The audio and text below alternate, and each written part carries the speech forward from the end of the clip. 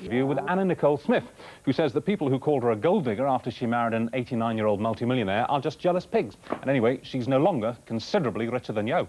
And we are getting brilliant calls from you about mad teachers. Keep them coming. It's the perfect way to take revenge on a sir or a miss. His were aged 89 and 333 million quid. When Nicole Smith married J. Howard Marshall at the tender age of 26, incredibly, people called her a gold digger. But he died a year later and his family hung on to the dosh, so she ended up with about half of nothing. Here's Anna's life so far in pictures.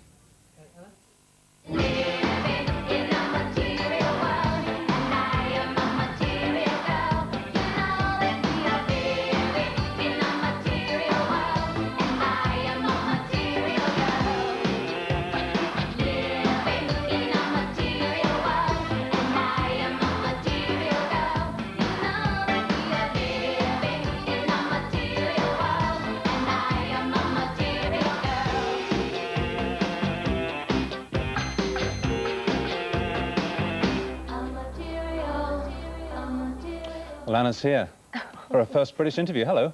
Nice of you to come dressed. It's a great outfit. Just flown in from Italy. Well, let's kick off with the uneasy stuff, you know, the gold digger stuff. Okay. I mean, you married the guy and he died a year later, and for the entire marriage and afterwards, you were labelled everywhere as just, you know, wanting him for his money.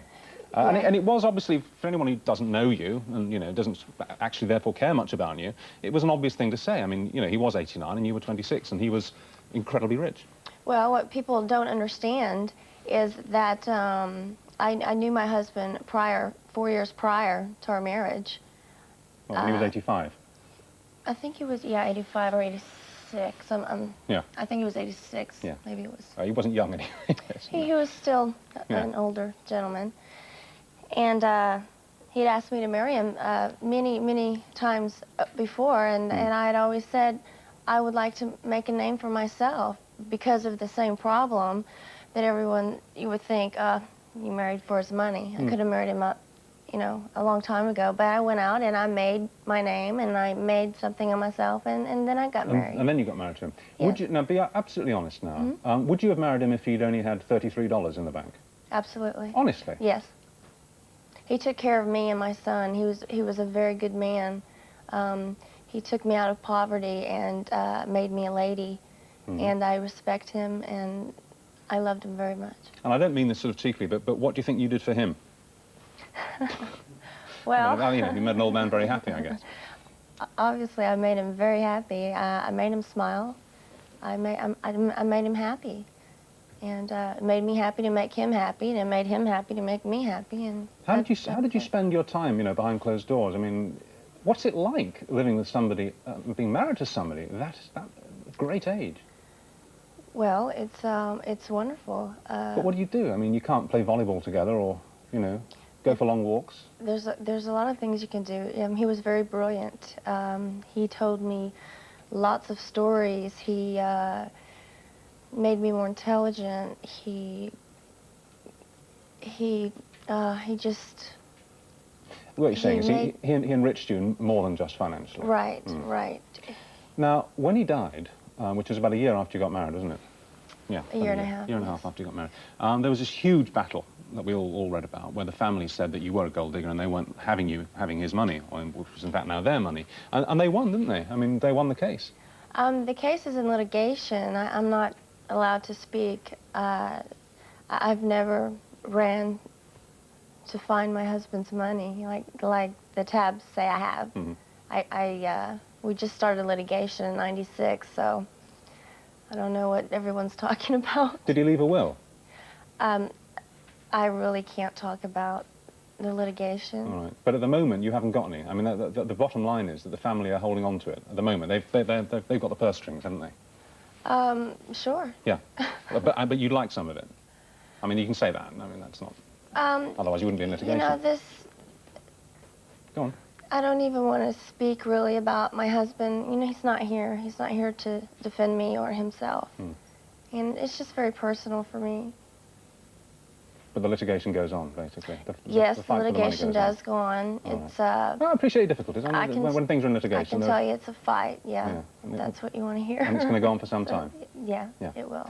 So how are you supporting yourself at the moment, then? I'm working, getting contracts, doing lots of things.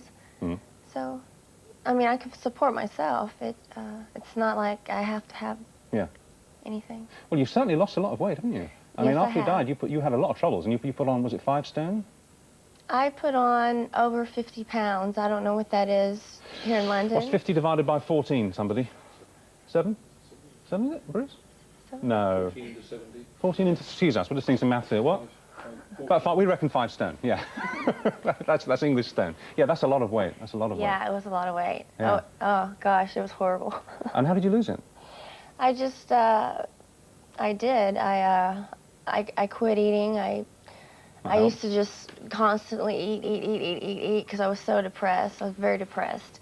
And I came back from my depression, and I lost my weight, and I wanted to go to work and to pull me and my son out of, you know, this depression I was in. Yeah. And I did. Well, would you mind standing up? Because you know, you're here, and you know, you've got this extraordinary figure. That must be the, what, is that the slimmest you've been? Would you say? I would have to say that this is the slimmest I've ever been. So what do you weigh now, do you reckon? Prior to my pregnancy. Yeah. So what do you think, how many pounds do you have now, do you think? I don't know, because I can't, I don't know the scales. Well, anyway, I only know English scales. It is pretty slim, and yet your reputation is as the big girl, you know, the big model, the big actress, and all the rest of it. And I'm still real big. Well, yeah. I mean, what are your statistics now, if you don't mind me asking? I don't know. Well, they speak for them. It's okay because they speak for themselves. The point being, what I'm getting at is that that your reputation and much of the affection which a lot of your female followers hold you in is because you're not this kind of a stick insect. You're not an X-ray or a coat hanger. Right. Are you not. Possibly not in danger of losing some of that following if you carry on losing the weight? Oh no, I'm staying right here. That's about what. I'm staying parked right here. I'm not going to disappoint my fans and go any much skinnier. Yeah. I'm going to stay a woman.